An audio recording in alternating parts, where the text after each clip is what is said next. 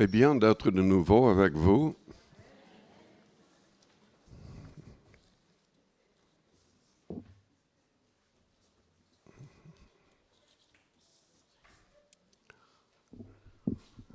Est-ce que vous avez la victoire?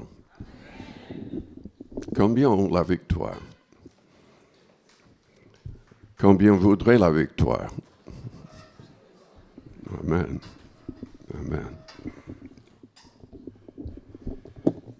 Mon texte ce matin se trouve dans Philippiens chapitre 1er au verset 21, que vous connaissez sans doute de cœur.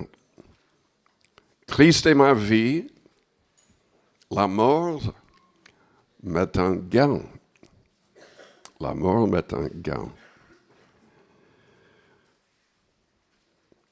Je voudrais vous parler de ma mère ce matin. Elle vient d'être rappelée par le Seigneur.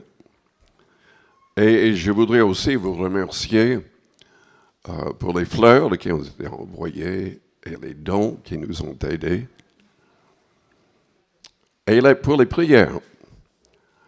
Il y avait une réunion à Princeton, dans le New Jersey, et ensuite, l'enterrement était dans l'État du Michigan.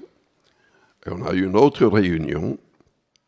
Et dans les deux réunions, il y avait des gens qui se sont donnés au Seigneur. Il y avait dans les deux endroits, il y avait des voisins qui vivaient à côté de ma mère, qui sont venus et ils se sont convertis. Donc nous remercions le Seigneur pour cela. Si je voudrais parler de ma mère, c'est parce que souvent nous ne pensons pas aux gens qui nous ont précédés. Évidemment, dans Philippiens chapitre 1er, c'est Paul qui a dit « Christ est ma vie, la mort m'est un gain » et c'est grâce à Paul que nous avons tellement d'épîtres qui nous aident à réussir la vie chrétienne. En France, je suis en France avec ma femme depuis 1974. Et le Seigneur a agi pour que pas mal de personnes se convertissent et servent le Seigneur. Il y a pas mal même de pasteurs qui servent le Seigneur, qui se sont convertis dans nos réunions. J'étais même surpris, un pasteur de Suisse m'a contacté il y a quelques mois, disant que il y a très longtemps, quand on était toujours près de Notre-Dame pour nos réunions, il est venu une seule fois, s'est converti, est retourné en Suisse, et il a continué à servir le Seigneur, et il est devenu pasteur d'une église là-bas. On ne sait jamais qui va être influencé par notre témoignage, par nos paroles. Ce que les gens ne savent pas du tout, enfin, vous ne connaissez pas toutes les personnes qui m'ont influencé et qui m'ont aidé à me convertir et à rester avec le Christ. Je dois vous dire que c'est uniquement grâce à ma mère que je suis là. Parce qu'il y avait un moment où j'étais converti, mais j'avais été tellement embarrassé, insulté dans l'église. Je ne vais pas vous raconter l'histoire, mais j'ai dit à mes parents, mais je ne retournerai plus jamais dans une église. Et c'était uniquement parce que on avait l'habitude d'ouvrir la Bible et de prier les soirs après le repas, que mon cœur était touché. Ma mère a pleuré, elle a prié pour moi, et j'ai décidé que je continuerai. Permettez-moi de vous expliquer un peu la vie de ma mère, et je parlerai peut-être un peu de mon père également. Léona Ray Bowman était son nom à sa naissance, le 10 janvier en 1917. Mon père, en 1917, avait 17 ans. Et à cause du divorce de son père et de sa mère et de remariage, il n'a pas pu supporter rester à la maison. Il est devenu soldat. Il s'est trouvé en France à la fin de la Première Guerre mondiale. Heureusement, il y avait la paix, donc il n'était pas obligé de se battre. Est-ce que vous avez jamais vu l'émission La petite maison dans la prairie? Je peux vous dire que cette émission, comment le dire? La maison de ma mère était beaucoup plus... C'était pas aussi bien que la maison dans la prairie. En fait, elle est née dans l'État de Kentucky, très éloigné de la ville. Il y avait dans la famille, pas encore, mais en tout 13 enfants. Quelques-uns sont décédés. Je pense qu'elle était, si je comprends bien, le 5e ou 6e enfant né dans la famille. Il n'y avait pas de plomberie dans la maison. Il n'y avait même pas de puits.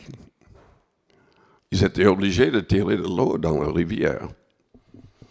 Et en hiver, enfin, la maison était faite d'arbres, des rondins d'arbres, faits par mon grand-père, sans doute, ou avec d'autres.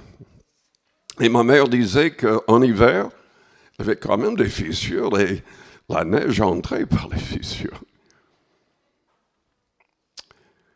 Elle aimait beaucoup aller avec mon père à la chasse et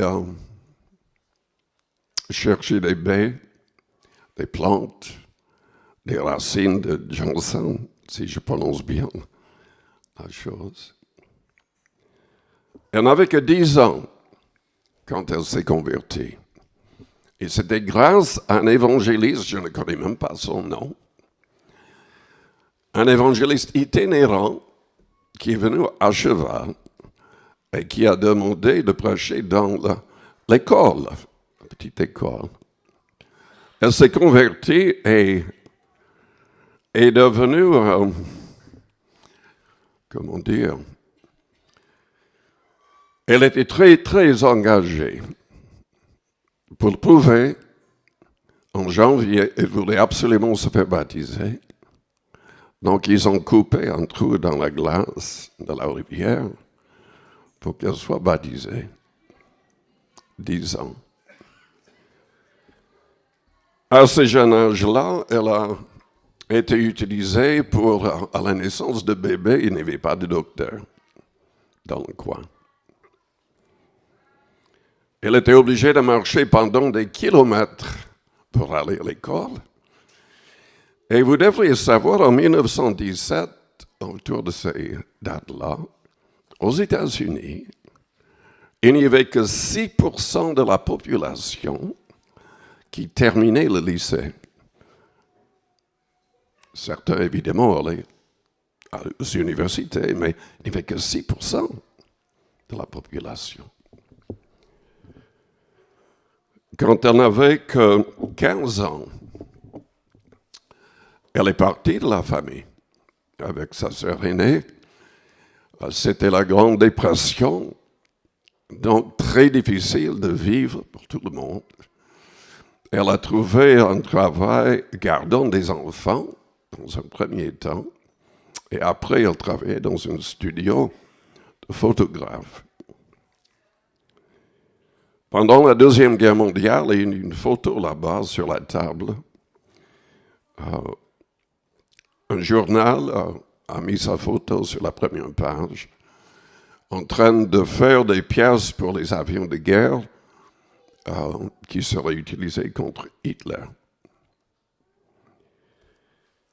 C'était donc à Détroit qu'elle a rencontré mon père en 1944. Mon père, il avait traversé les États-Unis en 1930 pour aller à l'école biblique à Los Angeles. Et là-bas, il est devenu un évangéliste. Et il avait des réunions. J'ai vu des invitations dans des salles de 1200 places, etc. Il avait même des vinyles de ces messages. Malheureusement, tout a été cassé et je n'ai jamais entendu ces messages. Il fallait 2 semaines pour traverser les États-Unis dans les vieilles voitures de l'époque. Il est revenu, il travaillait donc pendant la Deuxième Guerre mondiale à Détroit. Et il a rencontré ma mère, ils se sont mariés. Elle ne comprenait pas, jusqu'à ce qu'elle signe la licence de mariage, que mon père avait 17 ans de plus.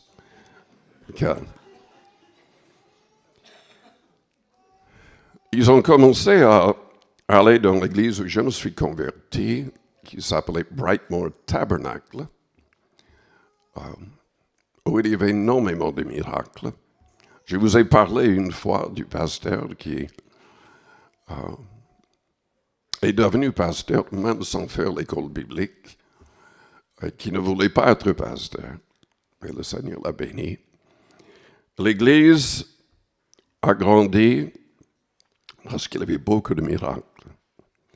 Et parce qu'ils avaient des réunions, souvent continuellement, tous les jours. Cette Église est devenue la plus grande à une certaine époque parmi les assemblées de Dieu là-bas. Et mon père était diacre. Ma mère a enseigné à des ados, des filles, pendant 25 ans.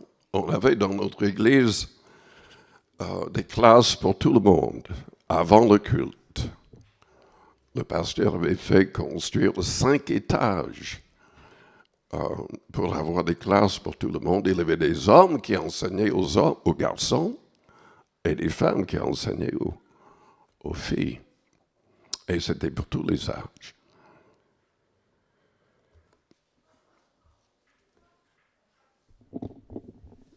Ma mère travaillait durement comme mon père. Mon père travaillait au moins 60 heures par semaine. Ce n'était pas les 36 heures à l'époque.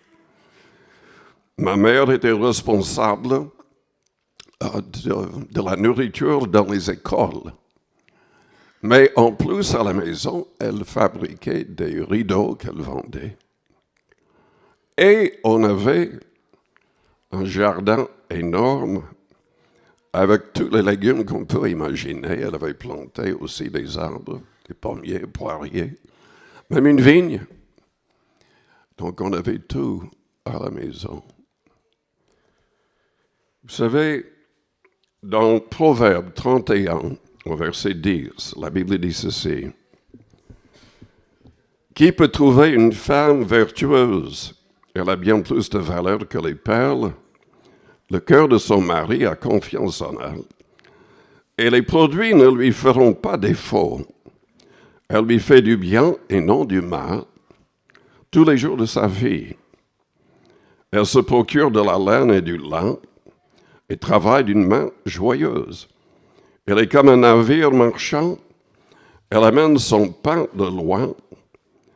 Elle se lève lorsqu'il est encore nuit. Et elle donne la nourriture à sa maison et la tâche à ses servantes.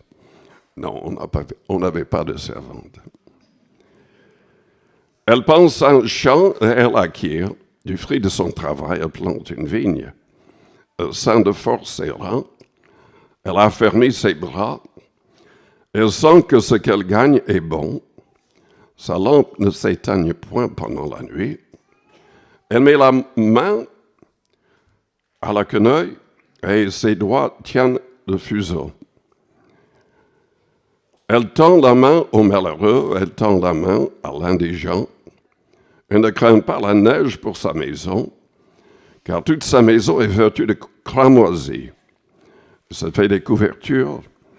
Elle a des vêtements de fin lin et de pourpre. Oui, en fait, elle faisait tous les vêtements. Son mari est considéré aux portes lorsqu'il siège avec les anciens du pays. Elle fait des chemises et les vend. Elle livre des ceintures aux marchands. Elle est revêtue de force et de gloire. Elle se rit de l'avenir. Elle ouvre la bouche avec sagesse. Et des instructions aimables sont sur sa langue. Elle veille sur ce qui se passe dans sa maison. Elle ne mange pas le pain de paresse. Ses fils se lèvent et la disent heureuse. Son mari se lève et lui donne des louanges. Plusieurs filles ont une conduite vertueuse, mais toi, tu les surpasses toutes. La grâce est trompeuse et la beauté est vaine. La femme qui craint l'Éternel est celle qui sera louée.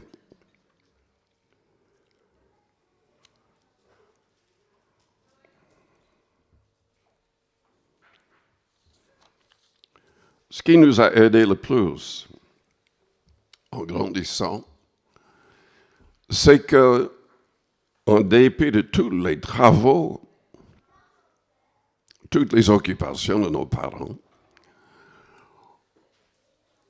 on ouvrait la Bible tous les soirs après le repas et chaque personne devait prier. Évidemment, en grandissant ainsi, ça vous influence.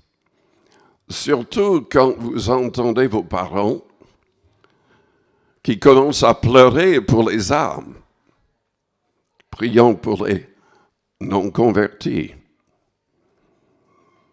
Ce qui nous a vraiment influencé aussi, c'est le fait que nos parents ne manquaient aucune réunion. En dépit de tout ce qu'ils faisaient comme travaux, on ne manquait aucune réunion. Et dans notre église, on avait parfois, presque tous les ans, des missions qui duraient 8 semaines. On avait une réunion chaque soir. Et souvent, le temps de prière dépassait minuit. Et nos parents ne nous laissaient pas à la maison. Vous allez me dire, oui, mais vous étiez jeune. Vous n'avez pas... Enfin, c'est trop difficile pour les enfants.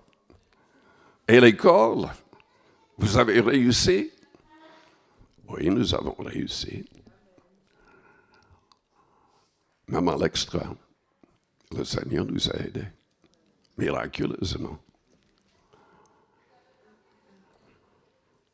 J'ai eu le privilège d'entendre les meilleurs prédicateurs du monde et de voir les plus grands miracles qui existent. Et il avait même un mort ressuscité dans notre Église. Dans le Deutéronome, au chapitre 11, au verset 18, Dieu avait dit aux Israélites de parler à leurs enfants continuellement. C'est ce que mes parents faisaient, surtout ma mère. Et je dois dire que même après 50 ans de ministère, ma mère était toujours là pour me dire, enfin, pour m'avertir, pour m'encourager avec une parole de la Bible. Dieu a dit, mettez dans votre cœur et dans votre âme ces paroles que je vous dis. Vous les lirez comme un signe sur vos mains, et elles seront comme des frontaux entre vos yeux. Vous les enseignerez à vos enfants, et vous leur en parlerez quand tu seras dans ta maison, quand tu seras en voyage, quand tu te coucheras et quand tu te lèveras.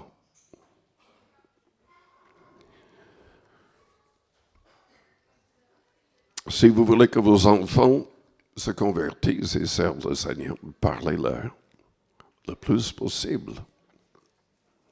Parlez à tous le plus possible du Seigneur, si vous voulez gagner des âmes.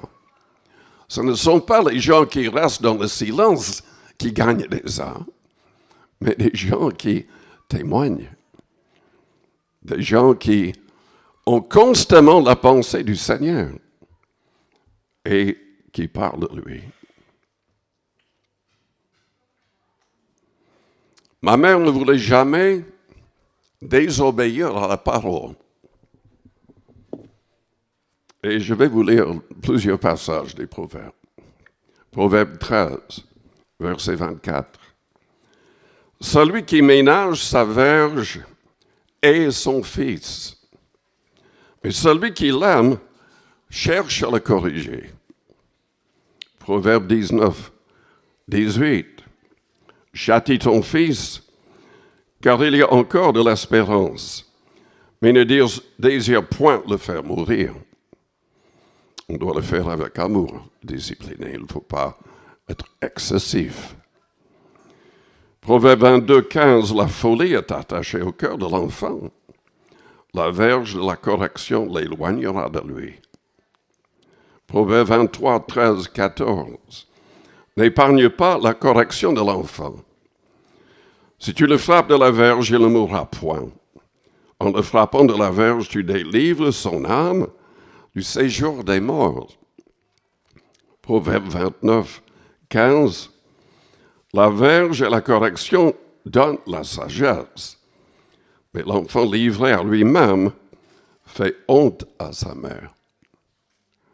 Donc, elle ne voulait pas désobéir. Évidemment, moi et mon frère, on n'en avait pas vraiment besoin d'être disciplinés. N'est-ce pas? Je me rappelle, quand on était très jeune, une bêtise que nous avons faite. Mon frère, qui était plus jeune, par 3 ans et demi, il aimait mettre des déguisements. Il avait toutes sortes de costumes de déguisement. Et nous avons décidé de jouer un tour à notre mère. Nous sommes descendus dans le sous-sol. Il a mis un costume de déguisement qui était très long, beaucoup trop grand pour lui. Mais il pouvait se placer sur une chaise, debout, et on ne voyait pas la chaise. Et nous avons mis une corde du plafond autour de son cou. Et il a fait comme ça. Et j'ai crié, « Maman, Richard s'est tué !» Vous pouvez imaginer la réaction. C'était vraiment douloureux pour nous.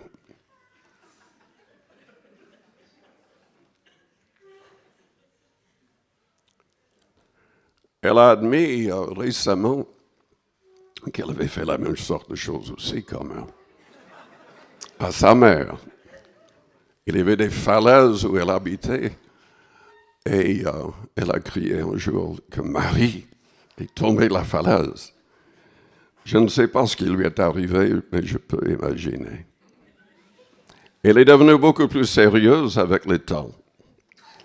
Et elle voulait vraiment gagner des âmes, et elle voulait vraiment que ses enfants servent le Seigneur. Mais il faudrait que je vous explique qu'en réalité, ma mère ne pouvait pas avoir d'enfants, d'après les docteurs. Elle a prié, elle a dit, Seigneur, je désire des enfants, mais uniquement s'ils te servent. Ne me donne pas d'enfants s'ils ne te servent pas. Elle a eu deux fils, et les deux sont entrés dans le ministère.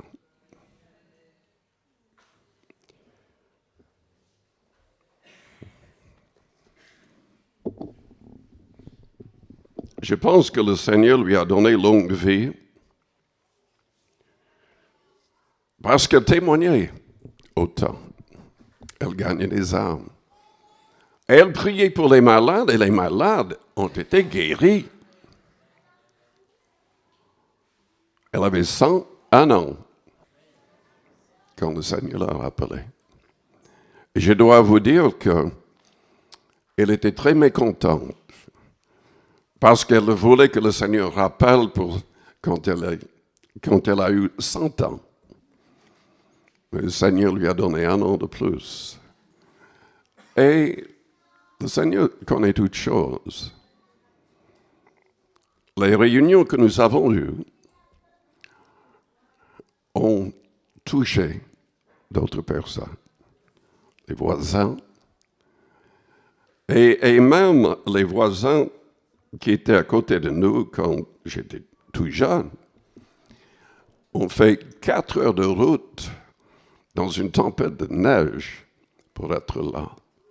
Et ils sont venus avec les filles qui sont grandes maintenant, mais enfin qui étaient petites à l'époque. Et plusieurs personnes ont placé leur confiance en Christ grâce au message. Ce qui est très important dans tout cela, c'est que le Seigneur, en touchant une seule personne, ça peut produire une multitude de conversions. Le Seigneur nous appelle à être fidèles. J'ai appris au travers de ma mère et au travers de mon père l'importance de vraiment marcher avec le Christ. Il y a énormément de gens qui se disent chrétiens à notre époque. Ce n'est pas le fait de croire en Christ avec la tête qui sauve. Nous devons avoir une relation réelle avec le Christ. Nous devons recevoir son esprit et marcher véritablement selon son esprit et selon sa parole. Le Seigneur Jésus, dans Matthieu 7, au verset 13, nous dit d'entrer par la porte étroite.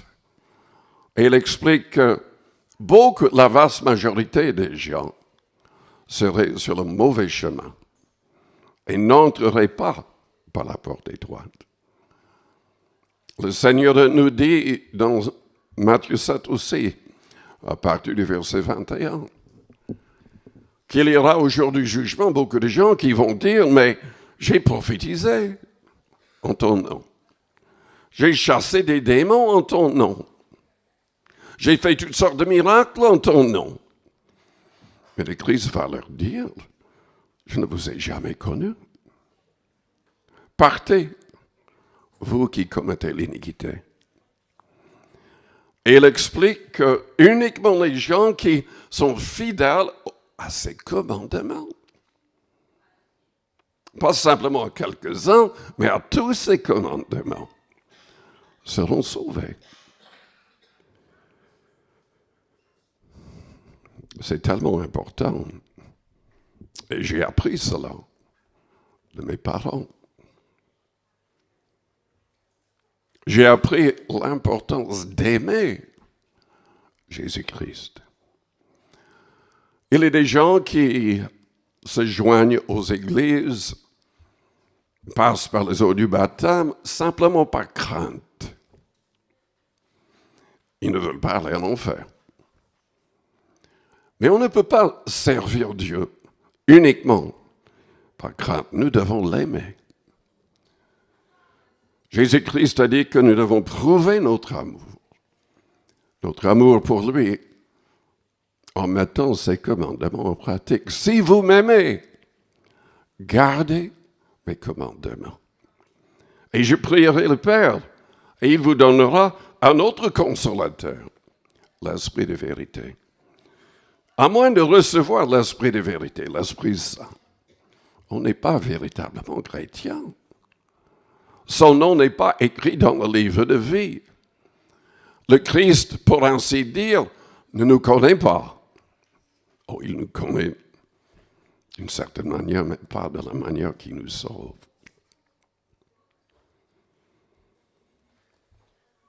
J'ai appris par mes parents que les vrais chrétiens n'ont rien à craindre de la mort.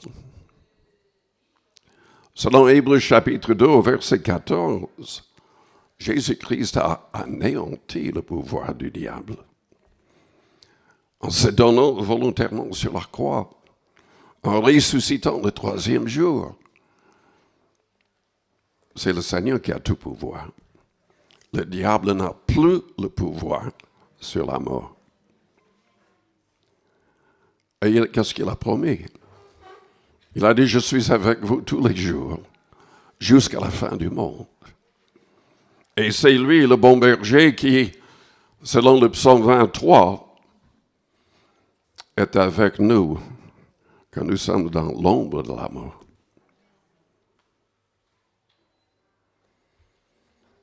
J'ai appris surtout, et c'est souligné dans Proverbe 28 au verset 13, celui qui cache ses transgressions, ses péchés, ne prospère point. Mais celui qui les avoue ou les confesse et les délaisse trouvera miséricorde. Nous ne pouvons pas continuer dans le péché. Nous devons tout faire par le jeûne, la prière, invoquant le nom du Seigneur, demandant les prières des autres. Nous devons tout faire pour être entièrement libérés du pouvoir du péché. Nous ne devons pas permettre que quoi que ce soit nous lie. Jésus nous libère de l'esclavage du péché. Nous devons être maîtres de nous-mêmes grâce au Saint-Esprit agissant en nous. C'est ma mère qui disait souvent, « Ne soyez pas tristes quand le Seigneur me rappellera. Christ est ma vie. La mort m'est un gain. » Je voudrais vous encourager à devenir de vrais chrétiens et de vrais gagnants d'âme. Un de mes cousins était présent pour l'enterrement. Il m'a dit, tu sais, nous sommes venus visiter ta mère et nous l'avons amenée à New York. Elle était en chaise roulante, mais on l'a poussée et tout d'un coup, elle a arrêté un homme qu'elle ne connaissait pas du tout. Et il lui a dit, est-ce que vous savez que Jésus-Christ vous aime? La personne a dit, oui, je le sais. Elle a insisté, elle a dit, mais est-ce que vous savez que vous devez avoir une relation réelle avec lui? Il désire votre amour. Il désire vous sauver. Et en fait, ma mère et mon père, je dois admettre qu'avant que j'étais converti moi-même, ça m'embarrassait. Parce que n'importe où, n'importe quand, soit mon père, soit ma mère, prenaient le contrôle de la situation et témoignaient. Et ce n'était pas simplement un témoignage, ils ne cessaient pas avant de pousser la personne à prier avec eux. Dans notre église où je me suis converti, il n'y avait pas une seule maison qui n'avait pas été contactée. Tous faisaient du porte-à-porte pour témoigner et gagner des âmes. Que le Seigneur nous aide à faire de même. Je vous invite à fermer vos yeux, à courber vos fronts. avec les yeux fermés, les fronts courbés. Ma mère voulait absolument partir quand elle avait 100 ans. En réalité, elle avait le désir depuis très longtemps parce que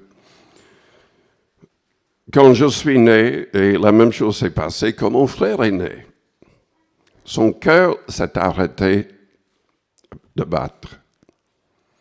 Je ne sais pas pendant combien de temps ça a duré, mais elle nous a parlé après, des années après, du fait qu'elle avait vu le Seigneur et qu'elle a vu le ciel. Et elle avait envie d'être avec le Seigneur. Paul avait cette envie aussi. Quand il a dit « Christ est ma vie, la mort est un gain », il ne savait pas combien de temps lui restait parce qu'il savait qu'il serait un martyr. Mais ils avaient confiance, ils avaient une pleine foi. Et nous devons tous avoir cette sorte de foi. Quand il n'y a vraiment plus de péché dans notre vie, quand nous avons une bonne conscience, quand nous avons réellement la présence du Saint-Esprit avec nous, en nous, cette confiance sera réelle. Est-ce que vous l'avez? Est-ce que vous voudriez l'avoir? Pendant que les yeux restent fermés, les fronts courbés, faites-moi signe en élevant votre main. Si vous ne l'avez pas, mais vous voulez l'avoir, et vous voudriez que je prie pour vous. Merci. Merci. Oui, plusieurs personnes. Merci. Amen. Vous savez, la vie est courte. C'est plus courte pour certains que pour d'autres. Mais elle est courte. Le temps passe vite. Et la seule chose qui va vraiment compter à la lumière de l'éternité, c'est au moment de la mort. Êtes-vous préparé pour la mort?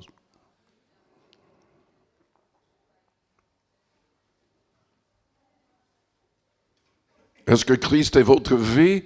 Quand Christ est véritablement notre vie, on est préparé. On est préparé. Est-ce qu'il y a quelqu'un d'autre qui dirait par la main élevée, priez pour moi, je désire être préparé. Merci. Merci. Amen. Amen. Je vous invite à répéter une prière après moi. C'est pour aider les personnes qui veulent se mettre en règle. Et toute l'Église répète la prière pour les aider. Père Céleste, je te remercie pour le don de ton Fils. Tu n'as pas épargné ton propre Fils. Tu l'as livré pour nous tous. Je crois en toi, Seigneur Jésus. Tu as vécu sans péché, afin de pouvoir te donner pour chacun de nous. Tu es mort volontairement sur la croix, selon toutes les prophéties. Et tu es ressuscité le 3e jour. C'était pour notre justification. Tu es monté en gloire pour que le Saint-Esprit nous soit envoyé. Seigneur, pardonne-nous tout péché. Délivre-nous de tout péché. Que ton Esprit Saint entre en nous. Remplis-nous de ton amour, de ta pureté. Aide-nous à être plus que vainqueurs. Aide-nous à mettre tous tes commandements en pratique. Aide-nous à devenir de vrais disciples, des modèles pour les autres, des gens qui gagnent des âmes. Au nom de Jésus-Christ. Maintenant, priez à votre place, dans votre cœur. La Bible dit, si nous confessons nos péchés, il est fidèle et juste pour nous les pardonner et pour nous purifier de toute iniquité.